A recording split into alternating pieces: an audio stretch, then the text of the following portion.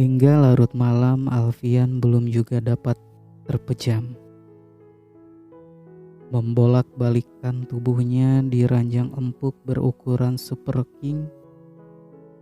Namun tempat tidur ala-ala king itu pun tak dapat membuatnya tidur lelap bak seorang raja.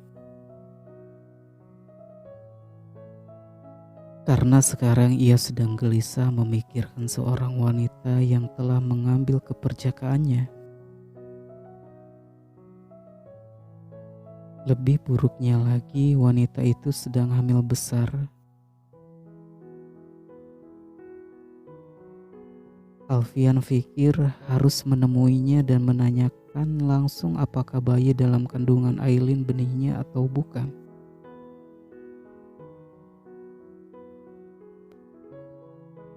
Tapi bagaimana kalau anak itu memang benar anakku? Jantung Alfian berdebar-debar semakin tak karuan. Demi apapun ia belum siap menyandang status hot daddy. Semakin gelisah, Alfian duduk bersandar di tempat tidur, menyambar ponsel dari meja nakas dan langsung menghubungi seseorang. Sepertinya Alfian tak peduli meskipun ini sudah larut malam dan orang yang ia hubungi mungkin sudah tidur. Terbukti, setelah mencoba berulang-ulang barulah panggilan terhubung.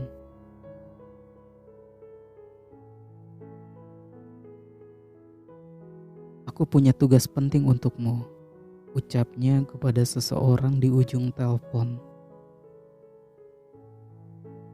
Ada tugas apa, Tuhan? Suara di ujung telepon terdengar lemah dan serak. Sepertinya benar bahwa ia sudah tidur, namun harus terganggu oleh berondongan panggilan dari sang bos. Kamu masih ingat wanita yang kusewa beberapa bulan lalu? Keheningan melanda beberapa saat. Sepertinya anak buah Alfian itu terkejut mendengar pertanyaan sang bos. Mau apa Alfian menanyakan wanita itu? Masih ingat, Tuan? Apa Anda menginginkan wanita itu lagi untuk malam ini? Pertanyaan bodoh itu membuat jiwa diktator Alfian meronta-ronta.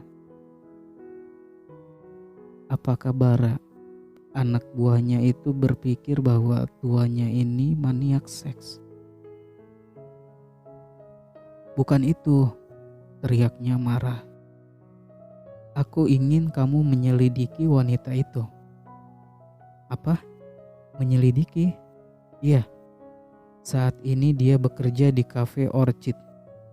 Aku ingin kamu cari tahu wanita itu tinggal di mana dan bersama siapa. Itu saja?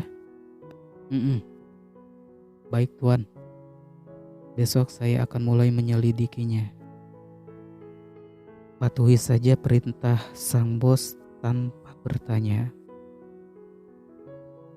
Terkadang bos adalah orang yang sangat baik, namun dapat berubah menyeramkan dalam situasi tertentu.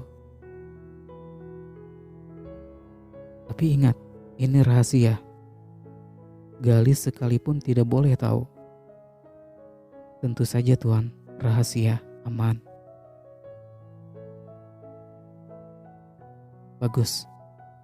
Saking rahasianya, Alfian akan memberikan uang tutup mulut kepada Bara dalam jumlah yang sangat besar. Alfian menutup panggilan setelahnya. Terdiam dalam kesunyian dengan pikiran melayang-layang.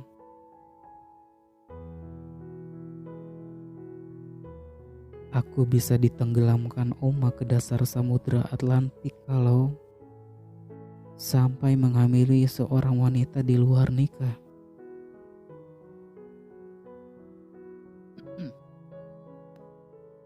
Keesokan harinya di kantor, hari menjelang sore ketika Alfian kedatangan Bara, salah seorang anak buahnya yang kemarin ia perintahkan untuk mencari informasi tentang Aileen.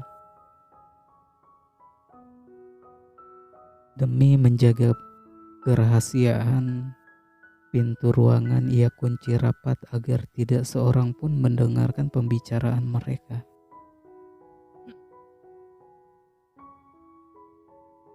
Membuat Riana dan Gali bertanya-tanya, ada pembicaraan rahasia apa antara Alfian dan Bara? Sekarang dia tinggal di indekos sendirian dan dalam keadaan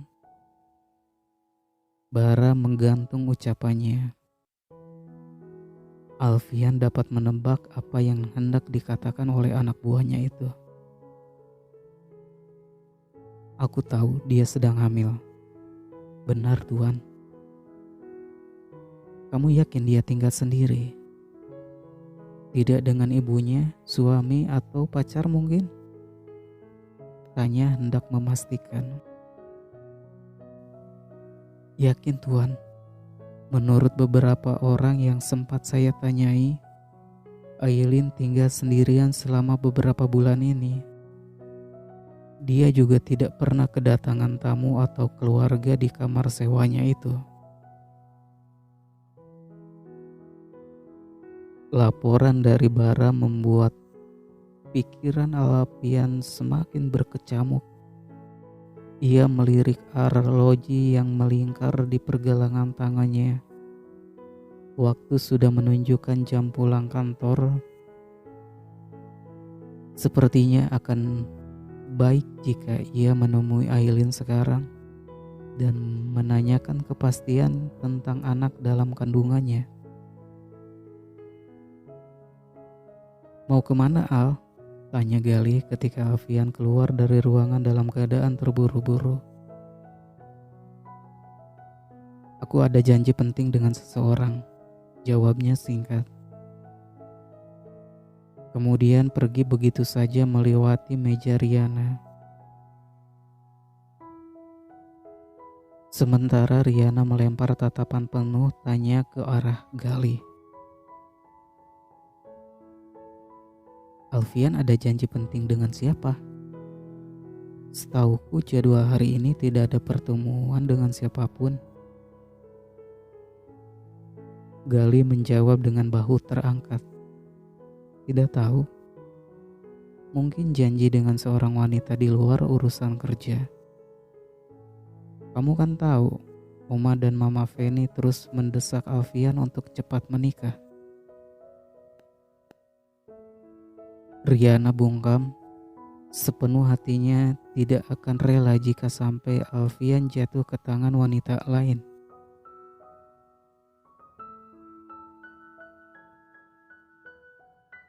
Sepulang kerja, Aileen memasak mie instan di kamar. Biasanya di akhir bulan jika keuangannya menipis, berhemat adalah pilihan satu-satunya. Mie instan yang murah dan mengenyangkan menjadi andalan. Selain itu, rasanya juga enak bagi Aileen yang terbiasa dengan makanan sederhana. Suara ketukan pintu mengalihkan perhatian Aileen. Ia mematikan kompor, lalu memindahkan mie berkuah panas itu ke dalam mangkuk. Posisi kompor yang ada di lantai membuatnya memasak dalam posisi duduk benar-benar menyulitkan. Ditambah perutnya yang semakin membesar sangat membatasi ruang geraknya. Sebentar, sahut wanita itu tatkala mendengar suara ketukan pintu semakin keras. Seolah seseorang yang berada di depan sana tak sabar menunggu untuk dibukakan.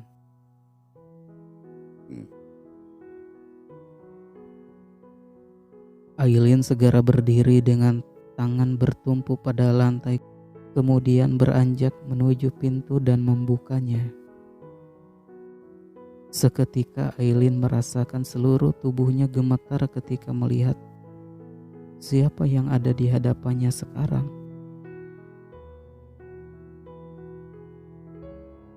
Tuan Alfian. Saking terkejutnya Aileen tak sanggup mengerjapkan mata dan mengira sedang berhalusinasi.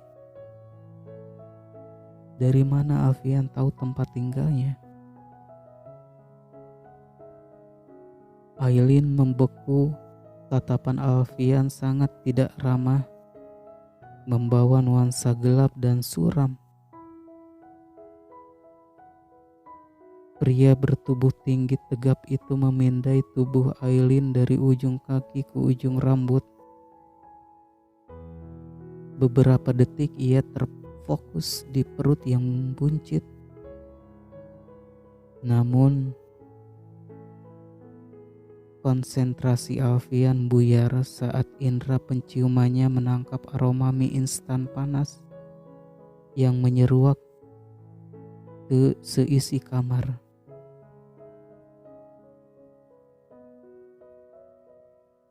Pandangan Alfian berotasi ke setiap sudut ruangan.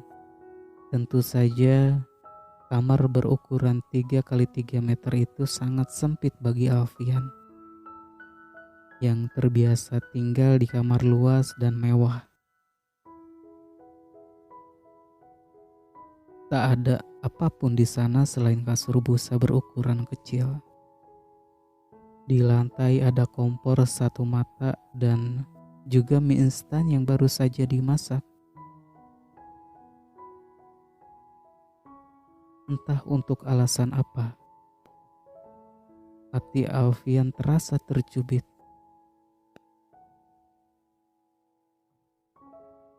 Dia makan mie instan saat dalam keadaan hamil. Bukankah itu tidak baik untuk kesehatan? Pikir Alfian. Kamu masih mengingatku? Tanyanya dengan nada datar. Masih tuan, cicit Aileen. Bisa kita bicara sebentar? Aileen mengangguk ragu-ragu, tak berani mengangkat kepala di hadapan pria itu. Alfian langsung menutup pintu kamar dan hanya menyisakan sedikit celah. Alfian bukanlah tipe orang yang suka basa-basi.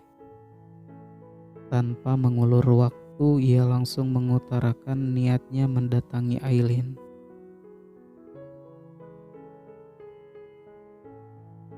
Beberapa hari lalu kita bertemu di Cafe Orchid.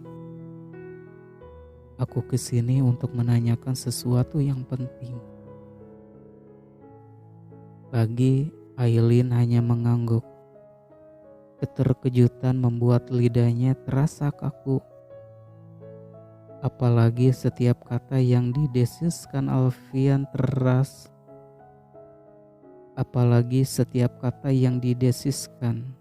Alfian terdengar sangat menyeramkan. Siapa ayah dari anak yang kamu kandung? Pertanyaan frontal itu membuat sepasang mata Aileen membeliak. Meskipun nada Alfian sangat santai, namun terdengar sangat menakutkan di telinga Aileen. Hei, kenapa kamu diam? Jawab. Aileen tersentak. Mendadak seluruh tubuhnya terasa lemas. Kedua tangannya langsung menyentuh perut ketika merasakan gerakan kecil dari sana.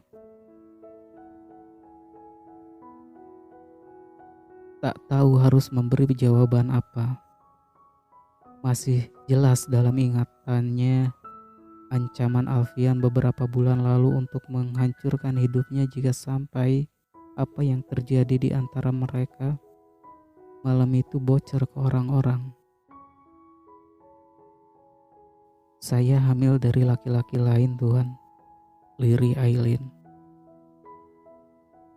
Berbohong mungkin akan menyelamatkannya. Jika Alfian sampai tahu siapa ayah biologis dari anak yang dikandungnya, tidak menutup kemungkinan ia akan berusaha mencelakai Aileen dan anaknya kelak.